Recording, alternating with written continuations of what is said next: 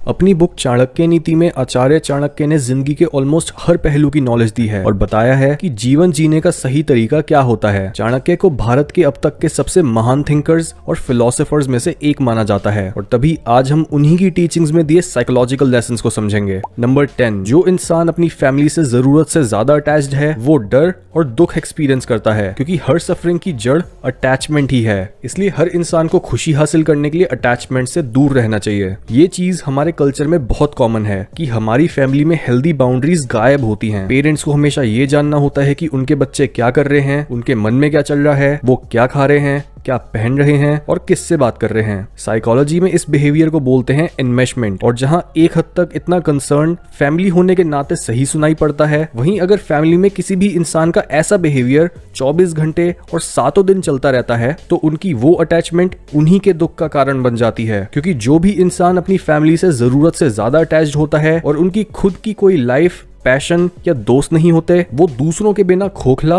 और अकेला फील करते हैं। यही रीजन है कि क्यों चाणक्य बोलते हैं कि अटैचमेंट को प्यार के नकाब के साथ ढककर अपने आप को वीक मत बनाओ। नंबर 9, जिस तरह से एक आईना एक इंसान को उसकी शक्ल दिखाता है, उसी तरह से एक इंसान की पर्सनालिटी दिखाता है उसका फ्रेंड सर्कल। चाणक्य बोलते हैं कि अगर आपके दोस्त आपको बेहतर बनने के लिए इंस्पायर नहीं करते और आपसे बस अपना मतलब निकालते रहते हैं तो उनके साथ हैंग आउट करना आपकी बेवकूफी है। चाणक्य नीति में वो लिखते हैं कि जो भी इंसान आपके साथ हर खुशी, गम, त्योहार और दुश्मन के हमले से शुरू हुई क्राइसिस में रहता है और मरते दम तक आपका साथ नहीं छोड़ता, वो आपका असली दोस्त है। जबकि जिस इंसान की सोच और नियत दोनों ही गंदे हैं और उसके साथ आपको कभी भी अच्छा महसूस नहीं होता, तो चांसेस हैं कि वो एक बहुत बेकार दोस्त है और उसके साथ आप भी अपना टाइम वेस्ट कर रहे हो। यहाँ तक कि अगर आप ये एनालाइज करना शुरू करोगे कि किस तरह से आपका फ्रेंड सर्कल आपको सबकॉन्शियसली एक बेहतर या बुरा इंसान बनने की तरफ धकेलता है, तब आप रियलाइज करोगे कि आपकी संगत आपकी पर्सनल ग्रोथ में कितना बड़ा रोल निभाती है। नंबर 8, शरीर के कोने कोने में थकान के होने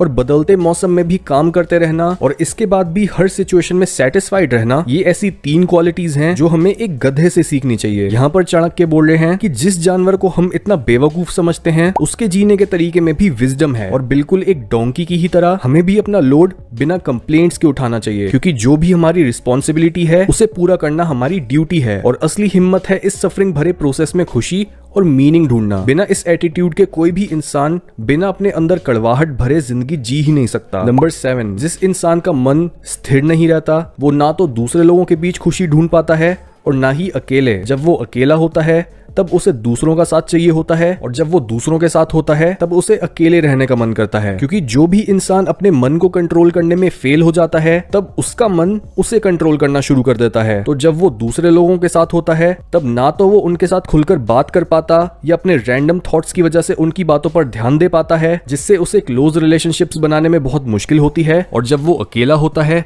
तब भी उसका मन उसे सता रहा होता है, क्योंकि जो थॉट्स और मेमोरीज उसके मन में आती हैं वो यूजुअली नेगेटिव ही होती हैं। इसलिए ध्यान लगाकर या फिर रेगुलरली कुछ समय अकेले बिताकर अपने मन को शांत करना सीखो। नंबर 6, डर को अपने नजदीक मत आने दो। अगर ये नजदीक आए तो इस पर हमला कर दो, यानी डर से दूर मत भागो बल्कि इसका सामना करो। यहाँ आचार्य चाणक्य अपने फियर्स को फेस करने की इंपॉर्टेंस को दर्शा रहे हैं, क्योंकि डर एक ऐसी चीज होती है जो अगर एक बार हमारे दिमाग में बैठ जाए तो वो बस हमारे अंदर बैठी बैठी बढ़ती रहती है। इस तरह का डर पूरी तरह से साइकोलॉजिकल होता है और तभी ये हमारी लाइफ के हर एरिया को इम्पैक्ट करता है। एग्जाम्पल के तौर पर अगर आपको किसी इंसान से बात करनी है और उसे अपना दोस्त बनाना है, लेकिन आपके दिमाग में डर आ गया है कि आपको वो इंसान जज तो नहीं करेगा, तो ऐसे समय पर आप जितना सोचोगे और जितनी देर कोई एक्शन नहीं लोगे उतना ही आपका डर बढ़ता चला जाएगा। इसलिए जैसे ही आपके अंदर डर आए उसे वैसे ही मार दो। नंबर 5, एक अच्छे से खिला हुआ और खुशबू से भरा फूल अपने आप में काफी होता है पूरे गार्डन को महकाने के लिए। बिल्कुल ऐसे ही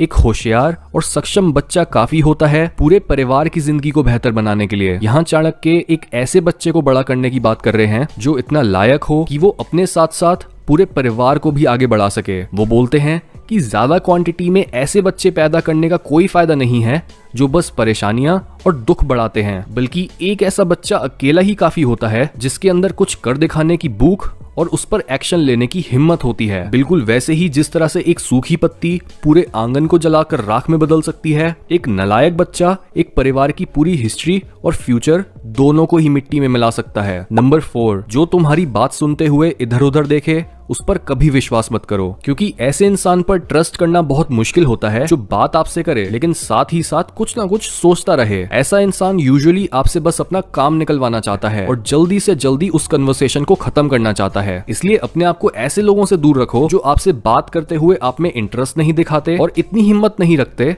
कि वो बात करते समय आपकी आंखों में आंखें डाल सकें। नंबर 3, गलत दिशा में बढ़ रही भीड़ में चलने से बेहतर है कि एक इंसान सही दिशा में अकेले चले। यानी वो काम करो जो बाकी लोग नहीं कर रहे और अपने आप को झुंड से डिफरेंशिएट करो, क्योंकि जब तक आप अपने यूनिक टैलेंट्स और स्किल्स को यूज नहीं करते हो और दुनिया को कुछ ऐसी चीज नहीं देते हो जो पहले से एग्जिस्ट नहीं करती, तब तक आप एक यूनिक आइडेंटिटी एस्टैब्लिश नहीं कर पाते हो और बस मीडियोकर ही रहते हो। जैसे उस फील्ड में जाओ जहां सप्लाई कम और डिमांड ज्यादा है, या फिर वो करो जो बाकी लोग करने से डरते हैं। क्योंकि अगर आप कॉन्शियसली ये डिसीजन नहीं लेते कि आपको अपने यूनिक रास्ते पर चलकर अपने ट्रू सेल्फ तक पहुंचना है, तो आप अपनी पोटेंशियल को वेस्ट करने के साथ साथ ये डिसाइड कर लेते हो कि आपने अपनी पूरी जिंदगी डिप्रेस्ड रहना है और एक मीनिंगलेस लाइफ जीनी है। नंबर 2, एक राजा की काबिलियत सिर्फ इस बात से नहीं जानी जाती कि उसने कितने अच्छे रूल्स बनाए, बल्कि उसने उन रूल्स को खुद कितना फॉलो करा। ये इसलिए क्योंकि अगर आप खुद ही अपनी बात पर नहीं टिक पाते तो दूसरे लोग आपकी बात की रिस्पेक्ट क्यों करेंगे। एक अच्छा लीडर वही होता है